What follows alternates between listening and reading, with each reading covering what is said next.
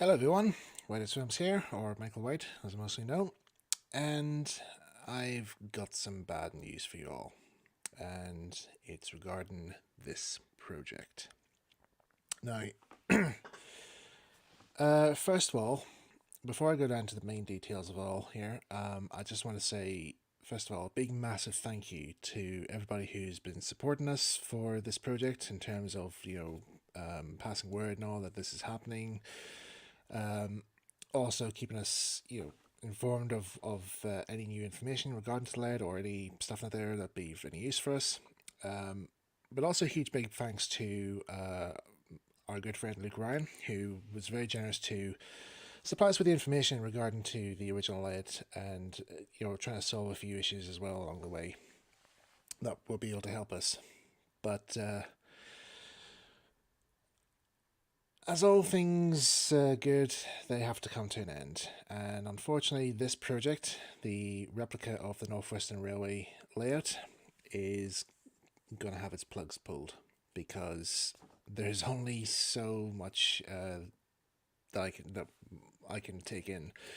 So anyway, I'm speaking on behalf of my Model Railway Club, as well as my friends who have been helping me with the project and have also supported us along the way with the build. But but yeah, I just wanted to say, just want to let you guys know that the this project is now ending, and I'll just going to run through the details as to what happened. So basically, as you know, we started the layout back in 2019. It was basically a way to try and start off this model railway club that we had formed, and if you remember in the first video where I talked about this layout's construction, it was all very sudden. It all happened very quickly. We were very excited to get it replicated because this is a layout that Reverend Audrey wanted to make. Well, he did make it, but he didn't get it finished, and it was our idea to try and replicate it and finish it for him. So we were going to build the layout in exactly the same size, the same format build with some modern day what do you call it? Modern day materials like track and stuff like that to to help it meet with modern day standards and so forth, and also trying to replicate the engines in rolling stock. Now that was also the engines in rolling stock was put forward for both myself and my good friend Timothy Yard, who I'm very grateful that he joined on to the project here because, to be honest, I would have a lot of trouble if trying to explain to everybody in the club, how the project was going to go, and not one of them knows exactly what I'm talking about. So, but I'm glad Timothy Yard was well on board with the project. He knew exactly what I was talking about, and his input and all with the project there, I fully much appreciate, really do. So, big thanks out to you, mate. So unfortunately, he's not free at the moment to come onto this live stream here to give his input on the layout's status here, but hopefully if he's watching the live stream right now here, I'm sure he can probably talk in the live chat here. So Tim, if you're watching there, mate, feel free to leave your comments in the chat there. So yeah, the reason how the whole project went off started off. We did build it up exactly to Reverend Audrey's measurements. We first built the Natford section because Natford was an easier place to start off from because let's just say it was one of the more basic starts to try and start off to get all the higgledy piggledy track arrangements sorted out before we go on to Tidmouth, because I knew rightly that Tidmouth was going to be a pain to sort out, especially when it came to the wiring, and trust me, it was. So, um, but yeah, we got the Natford section, the boards made up, and then we got the track laid, and it was only just after we started blasting it down that the pandemic hit us, and so we had to go with. I think we went for about 9 months away from the layout, and during that time things happened to the layout because where it was we had it stationed in a building which was being used by another group called Men Sheds, and these are basically it's like a community type thing where um, uh, men can go down and work on wee projects and so forth, like, gardening, woodworking, that sort of stuff here. So we asked if we could set up a model railway club there, and they said the guy who was running it there says we could, and they gave us a wee section to build the layout in. But where it was actually in the middle, or not in the middle, but it was actually on the edge of the woodworking workshop, and there was no, there was no separate walls. It was all big open space. And so these guys were constantly working in the woodworking workshop all the time. So you can imagine, there was no ventilators as well. I must point out as well, there was not that many ventilators. So you can imagine all the sawdust from all the machines was flying across the air. It was all floating about in the atmosphere, and it trickled down and landed on our layout. So all our hard work, like getting all the track laid, make sure it was all operating and so forth, and that there was all coated in a big sheet of sawdust. And so you can imagine us coming back when it was okay to come back and meet up again. Just find the layer buried in a mound of sawdust, and we had to try and spend a good while trying to clean it off and try and get the rails clean again to get it all operation again and so forth.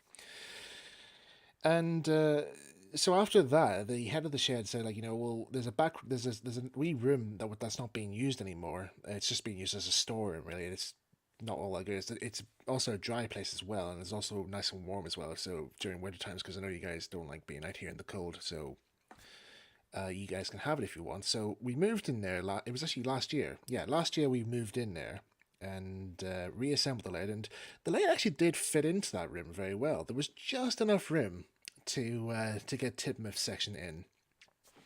And but the only problem was that because we had this room, and plus we had other stuff in that room as well that needed to be stored, and we had to try and find ways of storing it. There wasn't really that much room to get around the layout, so there was a wee gap, maybe about a 2-foot gap between Tidmouth's board and the wall. And 1 foot of that there was being used to store some O-gauge trestle bridges that we obtained during lockdown by a member who wanted it for some reason, but he wanted it for a project and never turned up to work on it there. So we were kind of lumbered with all this O-gauge track, which was not just going to waste, and we had no further use to use it. And I got lumbered with it. So I have all this O-gauge track and these large wooden trestle bridges from somebody's garden railway now taking up space in my studio, where I'm meant to be filming branch line engines. But it's there's not enough room for me to walk about it because I have these trestle bridges taking up room. Anyway, get back to Northwestern because I'm going off the thread here.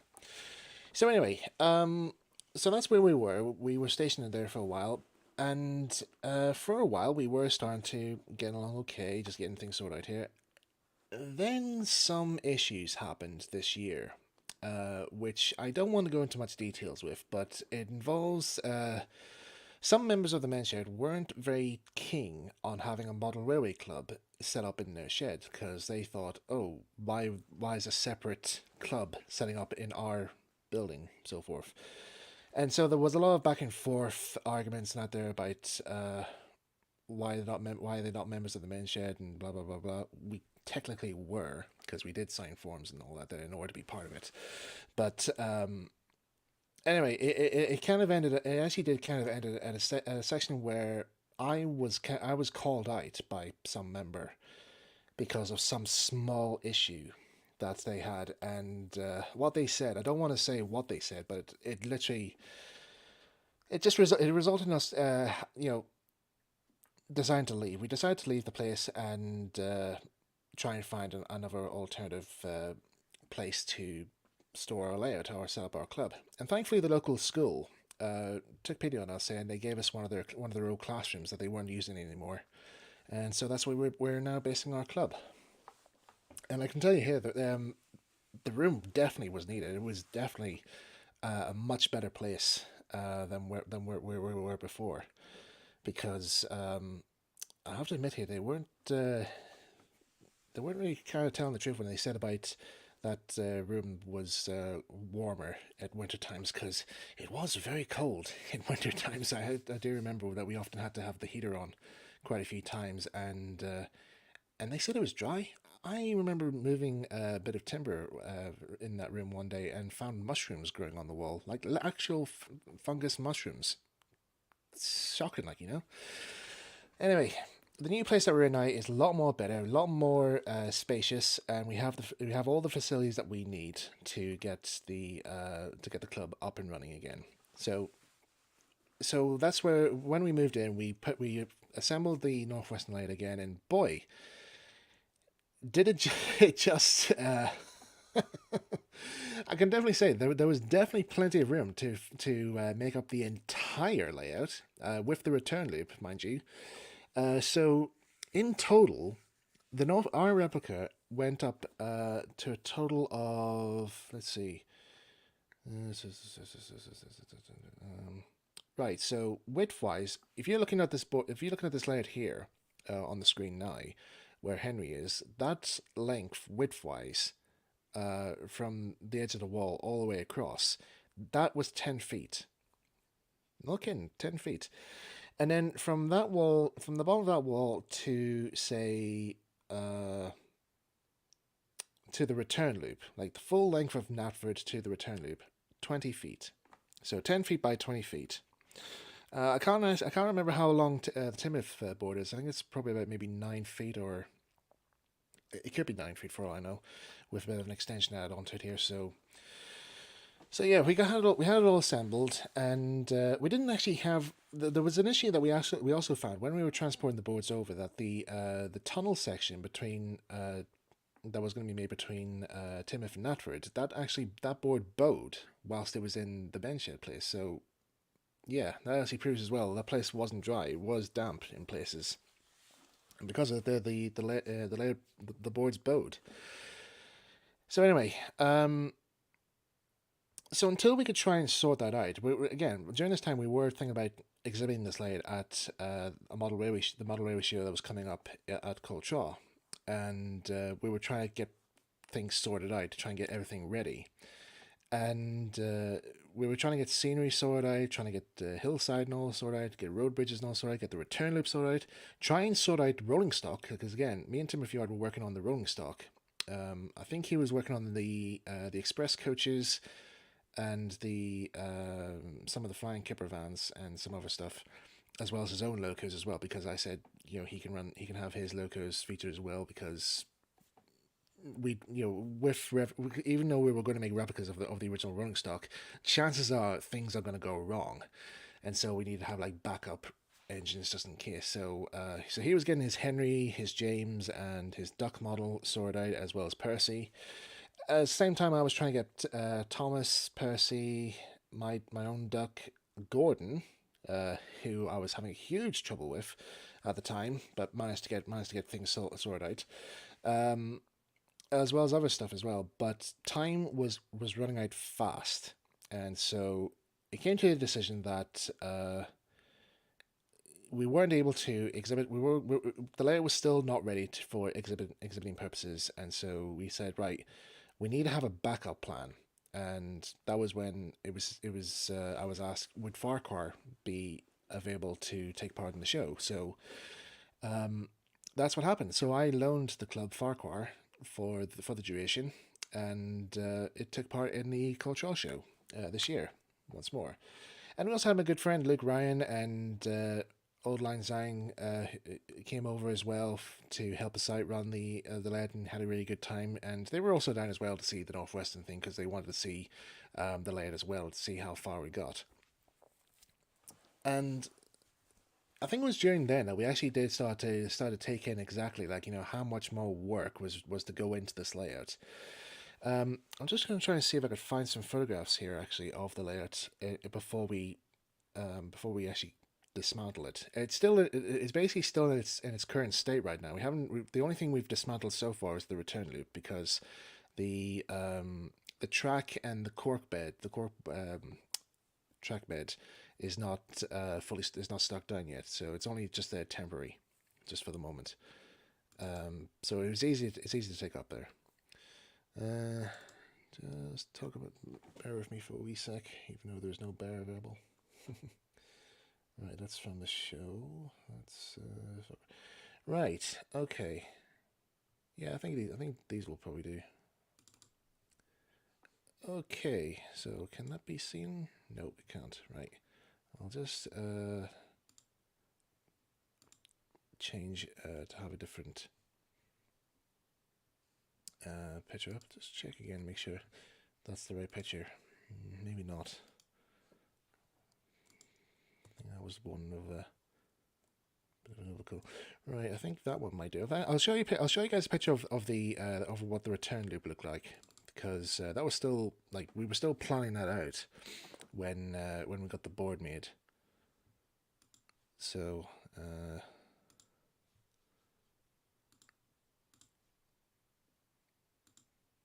Okay, so here's the return loop board. So that's let me see, what measurement is that now? That's 4 feet by 6 feet. So that's the same measurement as Farquhar Mark 1. Just to give you guys an idea. So what you can see here is that we were busy planning out exactly what was going to be featured on this return loop board. So the trains would come out, go around the loop. There was going to be 3 isolated sections in this loop. And there was also going to be a second loop.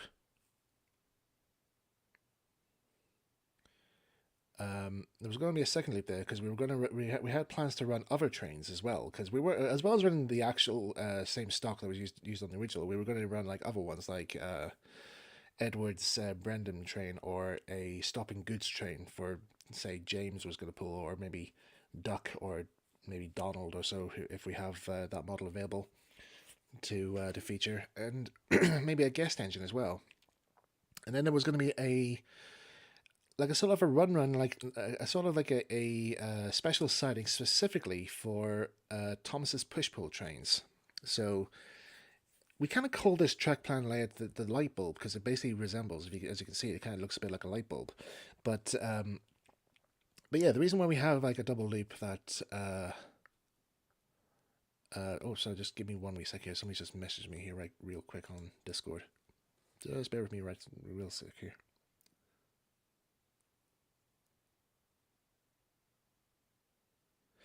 Okay. Yeah, just a wee message there, just from one of my mates there. So sorry about this here. Right. Just put my notifications on Discord to do not disturb, because it's real busy at the moment. Right, sorry about that. Where did I get to? Yeah, Thomas's push-pull trains. So yeah, so the reason why we have it so like it's like a kind of like a return loop type thing is that it's just to make sure that Thomas enters Natford on the correct side of the line, because on the original layout he would appear. It was a single tunnel. It was a single line through the tunnel on the original layout, and because this one here we're using a double track method here, we want to make sure Thomas is going on the correct side. We looked at the original plan, the original track plan, when we were at the Audrey Extravaganza the first year last year. The one of the guys who runs the museum very kindly let us have a look at the original track plan for the Northwestern layout, and we did see that there actually was a crossover that Reverend Audrey drew in that specifically would allow Thomas to arrive at Natford on the correct side of the track. So we wanted to try and incorporate something like that, and we did try it out. When we had the track laid, we did try it out, but there was some issues with the reverse loop method. So there was some running issues with that there. In fact, with the reverse loop in mind, a lot of work had to go into actually turning the train round and having it come back. Because I actually thought, like, when it comes to doing a reverse loop, you actually just have the train entering the section, pull the lever, and that would just set the train back on its reverse loop back down the line.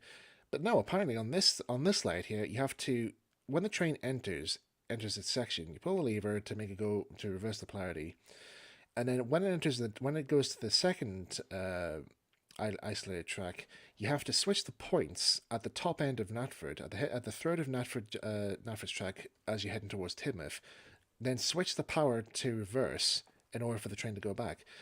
Now that's a lot to try for the guys to try and remember. So, and if this was DCC, we wouldn't have to bother about this here, because it would do it all automatically for us. So, but because we're doing a DC, it was going to be a lot more work involved. So that was that, and so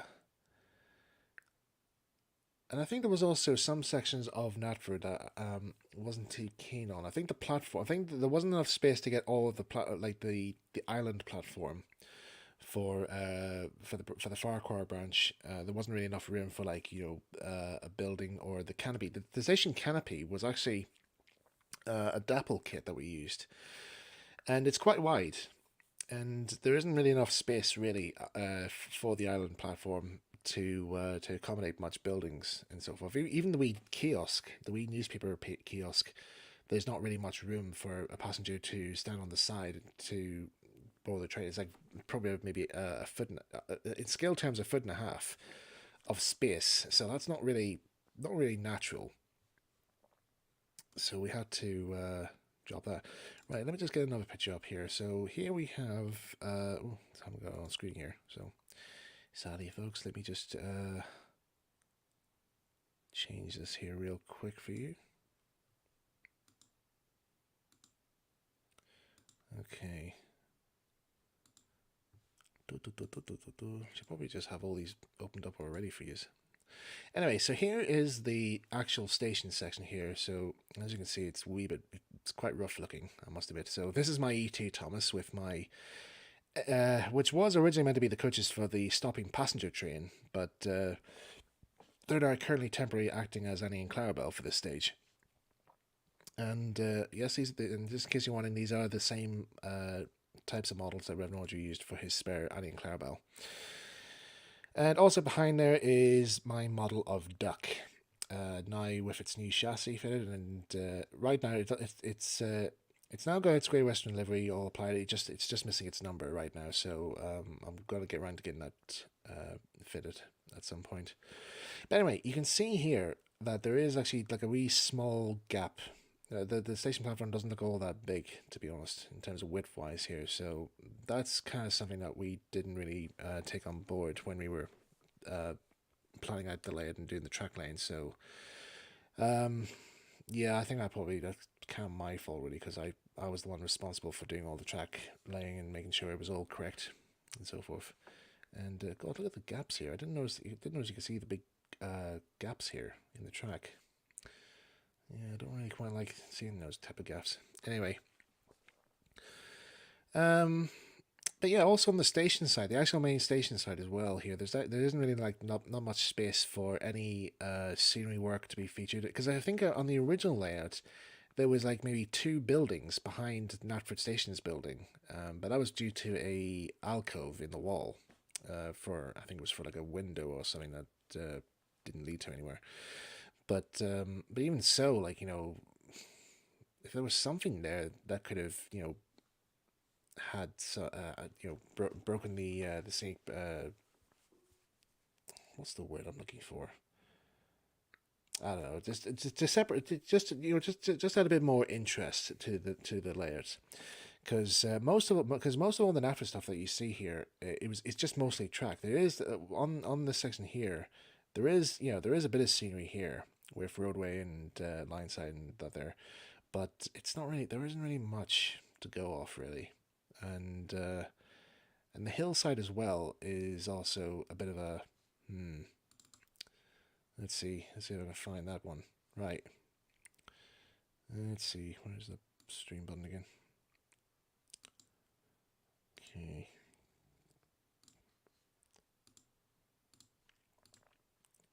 So here we have heading towards Crosby, the Crosby Tunnel up ahead, and yeah, as I can say, this hillside here, yeah, there's a lot of vegetation going on here. That's actually quite far too much foliage, I must admit here, because one of our members, we asked him to openly even it out to make it look all natural, and he just literally covered the whole thing in this foliage stuff, so it didn't really work that well. So also this rock face as well, that was my doing, because I thought it would work, because on the original one here, on the original light, this was all brick all the way up, and somehow I didn't think that would look right, and so we tried to find a way of, could we have like a rock face, so this is actually like the leftover of the rock cliff face or so that was that was left over whilst it was dug into the hill, but it didn't work that well. So we kind of, I think Timmy Fjord got that carved back so it kind of looked more slopish. But even here, this section here, didn't quite like it. I don't know. It was still. It's very abrupt. It's very abrupt here. It's like that on the original layout as well. But I think there's like a pillar or something there that's actually separating that. But I don't know. It's just appearance wise, it just doesn't look right. It just doesn't. It just doesn't feel right somehow. But there you go. That's just how things are really. And on the Tidmouth section as well, it's there's nothing really much I can actually say in terms of Tidmouth section because when we moved into the new place, the Tidmouth board was not really connected up or anything. We haven't ran anything on it at the moment, but all I do remember is that I was dreading the wiring. That's actually one thing I must actually say as well here is that some of the guys at the club here, they're newcomers to the hobby. Some of them are newcomers to the hobby. Some of them have had experience with model railways out there, but they don't know some of the other steps of building layouts like wiring and some scenery based and kit building and scratch building and stuff like that there. So we kind of had to try and find a way of teaching them how to do that there. But wiring was one that they were very, we'll leave this in your hands, Michael, because you seem to know exactly what you're doing. I'm no electrician. I only just follow what the book says, and I'm just only just guessing what's to go where. So, but anyway, I can definitely say that the timber board literally has like spaghetti lengths of wires drooping down that needs to be tied up, and the control panels are just like boxes that we try to slot onto the boards, but they're like very loosely fitting, so to speak. So if you kind of nudge it, it would fall off the pegs. And there was a stage where one member did actually, when we were clearing up the stuff, he nudged against the control box for Natford and broke the holding clips for it there. So that's now not unrepairable. Thank you, member. So anyway, um, so yeah, anyway, it was only like I think a few weeks back there we actually were looking at the layout again, and we were just kind of looking at it and thinking to ourselves, yeah, there's going to be a lot more work has to go into this here. And to be honest, I'm not really all that keen to carry on anymore. I'm just kind of tired of doing this mainline stuff. It's this There's so much work, and it's putting a lot of stress on us and trying to get everything sorted. More as well because I mean both myself and Tim, if you are, we're actually are starting to lose interest in the Northwestern Railway layout in general. I mean, I must admit, I actually am gutted. We are actually gutted that we're stopping this project because we would like to continue on with it here, but we're kind of now finding now that it doesn't kind of work really. I mean, if you know exactly what you're doing, it could work, but in terms of say for an exhibit layout, you're going to be our original plan was that we were going to operate it from the inside, and the public were going to have a look around the perimeter of the boards to see it all through. That's not a really good viewing point, if I'm honest here, because people will be stretching over to look and see where the quarry section is here. There isn't really much to look at in terms of the station for Natford, and there's just not really much to see really. So, but with Farquhar, like Farquhar or Branchland, there was plenty enough to see here. Don't want to blow my own trumpet here on this here, but anyway. So tonight, actually last week, it was just myself and another member who was one of the team who helped operate Farquhar at the show. I says to him, I says, what do you actually think about this layout here? He says, do you want to continue on with this layout? Because I'm myself and Timothy are currently thinking about packing it in here because we kind of not seeing it. We don't know if this is going to work out that well in the end. And he said that he kind of understood exactly where we were coming from because some of the guys in the club don't actually know about the Revenorges replicas, not Revenorges replicas, the Revenorges original model railway layouts and how they worked and how they functioned and so forth here. So you have to be a proper, what's the best word I can describe this here? Historian, I suppose would be the best way. Historian on the layouts to know exactly what is all required to do this here. And I'd say the Northwestern layout would work if it was built within a shed that was made specifically for this layout, like 10 feet by 20 feet, so forth. And, but I don't know, it just didn't really I think this is the one. I think this is the one replica, the one Reverend Orgy replica that's actually that's defeated me. I mean, I know I've done like replicas of Farquhar Mark One. I've tried doing all the running stuff out there, but Northwestern, it's got me. It's got me. Um, so making it all official now here, we are now officially putting this project to a close, and as it's as you've just mentioned here, SB track tales. What do you think will be the next project the club will work on? We're already discussing it right now. Basically, what's happening is that the boards, the layout is going to be dismantled. The boards are going to be reused for other layouts for the future. So we're not going to waste the timber on the boards. We're going to reuse it again. The track is going to be carefully taken up and carefully cleaned off so that all the ballast is all taken off out there, and we can reuse those again for another layout. There is another layout that has been talked about. In fact, two. No, sorry, not one layout, but two layouts. Yes, two layouts have been talked about. So one of them is one that the club are thinking about having a go at. One member of the club is thinking about, and the other one is one that me and Timothy are thinking about having a go at, which we're going to keep that under wraps for now because it's. Oh, you'll find out. You'll find out maybe another time, but that's a story for another time. If that's who says that, Victor Tanzas? Yeah, yeah. He says that's the sort of thing he would say. But anyway, so yeah, that's basically it really. And one thing I also want to point out as well here is that I can honestly say without doubt, I mean, if everybody, if some people would say like Michael White and friends tried to make a replica of Reverend Orchard's layout, but they were defeated because it was very complex to do. Truth be told, we actually have done it now. We actually, because when you think about it, let's be honest now. We've been working on this layout now for 3 years. Okay, 3 years we've been working on this layout. We've got the return loop all made up. We've got the Natford section all made up here. We had the tunnel section, well, sort of made up, which was meant to be a tunnel, but then it became a railway cutting for a while, much like the original. We didn't have any mice in it, thankfully. God forbid we didn't have any, but we had a few spiders here and there. But anyway, and we also had the timber section made up as well. And it was all operational. It was operating. We did run it. We did run some trains on it. So, when you look at the pictures of the original, let me see. Have I got a picture of the original? Yeah. Okay. I'll get. Just bear with me 1 second, just so I can get these other pictures up here. Oop, missed that one. Right. Where's the Natford section?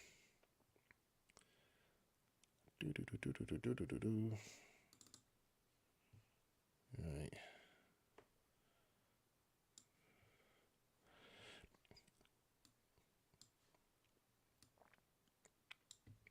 Okay, and quarry section. Right, it might be tricky to show this all together on one screen here, but we'll try.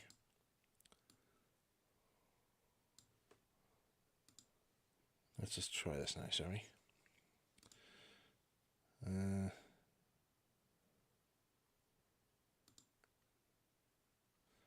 Everything has to. I have to do all the stuff here. All the stuff I want to do here on StreamYard here has to be. I have to have an upgrade in order to do this here. I mean, seriously, £25 a month here just to show multiple stuff in there. It's uncanny. Anyway, let's try this now. I might as well just share the entire screen, I suppose. Right, so here we are. Look at that infinity of the stream.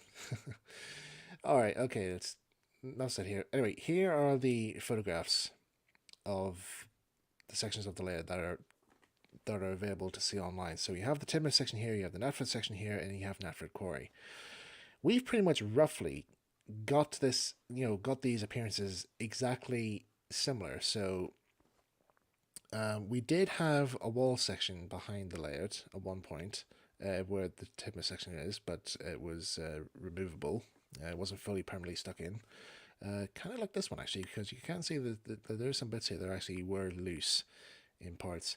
We did have the platforms, as you may see in some of the previous streams out there. We did have the platforms and the buildings. Okay. Sadly, no cars or people on the platform. The turntable was there.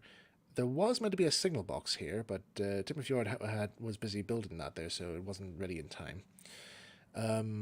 There was a boat representing. Is it? I think this is meant to be. I think this is Violet. Yeah, Violet. We did have a boat that represented Violet that I scratch built, and I think we still have it somewhere in the club room. Might use it for another layer, perhaps. And yeah, of course for Natford as well. Here we had, of course, we had the platforms here in place. Here we did have a station building for a while. Of course, we had the footbridge, we had the tunnel. As you can see here, remember I said about the tunnel, about the brick section. There you go. See. We didn't have these houses though. As I said, we didn't have these houses though because limited space. Remember I said it on limited space out there. So instead of having those here, we actually had a manor house, like one of those Hornby Scaledale farm buildings or manor house farm buildings at the top of this hill. And for a while, it was nicknamed Ballyhoo Manor. So for a while, it was called that there for a bit, but that was pretty much it really. Because as far as I know, here on the original layout here, that's just all just countryside. That's not. It's just some fields with sheep and that there. That's nothing else really to see. And then there's that backdrop of oh, which one was it now? I forgot what it was called here. It's something to do with Somerset. Simmering Somerset or something like that. I can't remember what it was. But yeah, that's actually artwork from a railway poster that's used for that backdrop. And then of course, yeah, we had the quarry sightings here as well. This rock face was extended across here, so try and hide this gap. Then we had the two sidings here, and then it curved off towards to go on to Thomas's branch line, which, of course, because of the space net there, it was going to be impossible to incorporate in. So, for the time being, it was rumored that Thomas's branch line would be included, but it'd just be like maybe a slot-in, slot-out fiddle yard, or maybe there was going to be room for maybe Farquhar Mark II or an Aylesbury section, who knows. But yeah, we did build that. We did build all this here, but did build this here. And so, yeah, currently the layout, our club layout definitely does look like the original before it was dismantled. So, could that count? Could that count as as an achievement? Would you guys say that there? That, we did try it though, but we kind of got into the stage where, yeah, it definitely did look like the original. So, but yeah, I'll just leave that, guys. I'll leave that down to you guys to decide. But yeah, this definitely was a lot of stress to work on, and I definitely would say it would work as an individual layout. If somebody wanted to make this just as their own private layout, I'd say it would work fine, and I think it would work better with DCC fitted onto it. I kind of would agree with some folk. Yeah, it'd be DCC operated, make things a lot more easier. Or have one of those. Have like one of those. What was it? Was it Hornby Railmaster or was it Railmaster? I can't remember. That has the computer program system. You can program your trains and all to operate a movement. Yeah, if you could have something like that there, that'd be quite cool to operate the trains. But even so, yeah, this one definitely took the wind out of us. But I'll before I finish this stream now, to get to bed because I've got work in the morning. I just want to leave you guys with this one note and this one message that Reverend Audrey's daughter, Veronica Chambers, said to me last year at the Audrey Extravaganza when she heard that we were making the North Western Railway. She was amazed that somebody was actually going to try and do this layout, and when we showed her the pictures of it there, she said she was very impressed with here. And I think I mentioned this on a previous live stream, but what I asked her was, I says to her, I says, now, Veronica, you might have been very young at the time when this layout was built, but do you have any memory as to what it was like and how your father,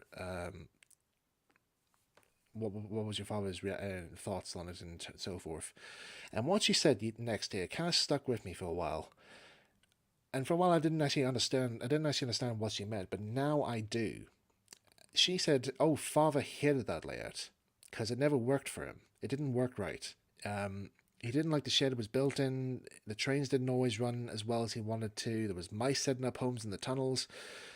There was always issues. When we moved house and he built another layout, he was much more happier. So I can definitely understand that Revenology also suffered with this layout. Because I thought it was the Northwestern Mark II layout that gave him a lot of stress, but apparently Northwestern Mark One actually had some issues with it. So there's a lot to take in with this layout. So it's funny, like when you try and replicate the Revenology's model railways and out there, and you read about all of the mistakes and all that he made, and some of the stuff he encounters along the way, you start to find that you actually are reliving those again, um, and you kind of like reenacting it all. It's kind of funny and oddly satisfied in a way, which is kind of strange to say, really. It's all come full circle.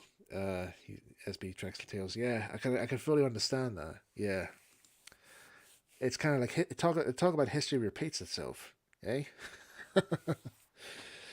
But yeah, that's worth something. That's something worse. Not so, that's something that's worth probably keeping in mind. If anybody ever wants to tackle this project, bear in mind of what we went through. Okay, so first of all, you have to have the correct space. You have to have enough room to build it in. You need to have a complete mindset as to what you want to do. Make sure you have a clear vision as to how you want to operate the layout. And what was the other thing as well? Oh yeah, beware of the amount of wiring you're going to encounter. Because like I said, we're doing this DC and there's a lot of wiring involved, and it's like, oh. Plus, we were building it as an exhibit layout as well, so there's like a lot of sections where we have like plugs, like D plugs and all, plugging in. So yeah, it's definitely it's definitely a stressful layout to work on. So so I think it's probably best I stick to doing Farcore branch stuff because I seem to have more experience with that there. I have a lot more information regarding to it, and as far as I know, it's more. I feel more comfortable.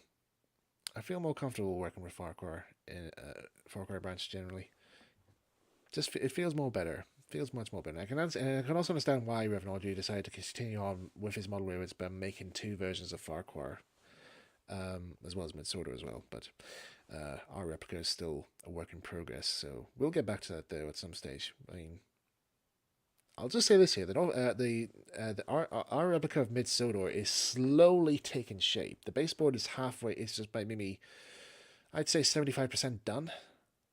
Still a lot more needs to go into it though, but we kind of hit burnout with Mid Sodor after the first Orgy Extravaganza, and so we thought, yeah, we'll just shelf this layout for now. We'll come back to it when we feel a bit more interested in Mid Sodor again. Um, but yeah, I think we'll just stick to Farquhar branch stuff from now on. As far as I know, I've still got a lot more to sort out with Farquhar branch because I mean, I'm doing my Mark II replica. I'm doing Ellsbridge. There's improvements to be made for my Mark One version. You know, there's a lot of work that all needs to be. There's a lot of work that needs to be sorted out here. So at least I won't have. At least I won't be. Won't won't have anything to do with that there. So, but yeah. Uh, just looking through some comments here. What if the Northwestern was done in scale? Yeah, I'd say it could work. It could work if if you're prepared to do it in N scale. But yeah, like I said, there's a lot of stuff needs to be taken on board. But if anybody wants to do it in N scale, you're more than welcome to do so. Just don't get me involved. So, um, just looking at some of the other comments here. I'd argue we'll never finish the original either. There's no shame in doing the best you could. Yeah, that's that's a good way to put it though. And this one here as well. I'd say it's an incredible achievement, even unfinished. Yeah, thank you so much, mate. I think it's also a great achievement as well. Plus, it's a good learning curve as well for the members of the club as well to try and understand what goes into building like a mainline layout and what challenges we're up against. So, as far as I know here, the guys are now starting to plot out their next model area layout. This one at the moment here. I think there's like a Pico set track plan book layout that one member said he quite like, which is actually the return loop board is actually the right size for it. So at least that board's not going to go to waste. But yeah, there is another layout that we're going to work that's being planned out right now, and we're hoping that might also be a worthy of an exhibit layout for the future, but we'll just see what happens. So I'd say construction on that layer will probably take place maybe after Christmas, but we will see about maybe getting the boards prepped up for that and see where we go from there. But like I said, earlier on, we'll say no more about this here, about that project until months later on. It's the amount of effort and everything that doesn't go quite right that continuously puts me off building layouts these days, where models are quick and easy to do and so much more trouble. Yeah, I can understand as well. But yeah, it was a good layout to work on here. But I think I'm ready to go back to Farquhar and see where I left off, because like I said, there's still a lot more I need to get sorted here. Plus, I found out there's actually some more rolling stock that Farquhar Mark 1 had that I did not know of. So I have to go on I have to start my shopping list and try and find these last remaining rolling stock and have the complete fleet sorted out. But there you go. So there you have it, guys. The Northwestern Railway replica is now at an end. Like I said, we've done our best, but this is definitely one layer that's one tough not to crack. Just see this one comment here. How long till you make the entire Farquhar branch? Right. Whenever you see branch line engines, if that's ever going to come out, and first of all, I might actually say this right now here. People are going to constantly ask me, when is branch line engines coming out? I have no idea, guys. I have no idea when it's coming out, because I have a lot of stuff to go on to sort out in my own personal life as well than to bother with the film. So I can honestly say that work on the film is progressing. There has one set piece that has been assembled and filmed this year, and was one of the main complex. It was a very complex set to work off, so I'm sure you can understand when you see it in the film. But it's actually a background piece. Just so you know, it's actually a background set, but a lot of work had to go into it. Had to go into making it look right. So when you see it in the film, you must understand. But anyway, but people who are often ask me saying, "When's it coming out? When's it coming out?" You have to wait. Rome wasn't built in a day, and so does this film. But I promise you, I will make more. I will try and make an effort to try and get this film sorted out during the course of next year. But at the same time, I also have my own work, my own personal work to sort as well to keep myself going as for my life out there. So I can't be available. I can't be available all the time to do it. And what time I do have, sometimes if I'm not available to do any Branch Ninja stuff, I would do stuff for Miniature Railway Adventures, try and get the animated series off the ground. That's still a work in progress. I might do another live stream for Miniature Railway Adventures maybe later on this weekend, because there's a wee announcement I actually want to make regarding it here, which I hope some people will be interested in, though, because it's at kind of a stage where I'm actually kind of desperate now for help. So keep an eye out on my secondary channel for that update. Anyway, yeah, I have to head off now, guys. So, but listen, thank you very much for tuning in here, and thank you again for all your support. Do send your congratulations as well to my good friend Tim Yard as well, because he has definitely put in a lot of effort with this layout as well, and his contributions with the layout and his research and that there. So,